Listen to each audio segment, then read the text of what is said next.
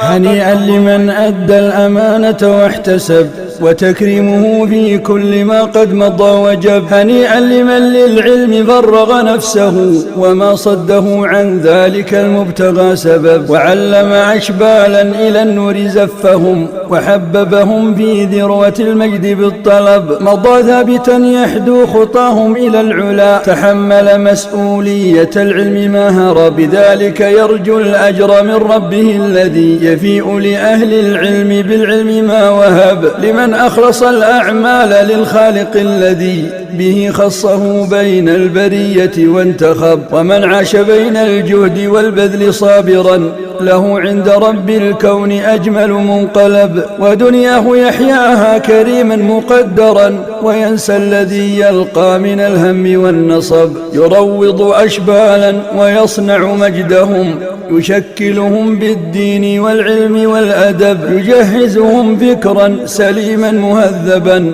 لمستقبل أسمى وأغلى من الذهب. هنيئا لكم يا من ورثتم نبيكم، وكان لكم بالعلم في إرثه نسب. أضأتم عقول النشء بالعلم والهدى، فحطت على ميزانكم تلكم القرب. وحذرتموهم من شرور محيطة، يسيرون في درب النجاة بلا نشب. أيا صانع الأجيال يا فاتق النهى، زرعت وعهد للحصاد قد اقترب. فسر خلف خير الخلق تبلغ جنة، هي الهدف الأسمى بها منتهى الأرب. لتغدو رفيق المصطفى خير من مشى، وخير البرايا من أعاجم أو عرب. وإياك أن يمضي بك الجهل والهوى، فتردى وتغدو من رفاق أبي لهب. فمن حاد عن درب النجاة مكابرا، يعيش على ضنك وتنتابه الكرب. فأخلص لرب الكون أعمالك التي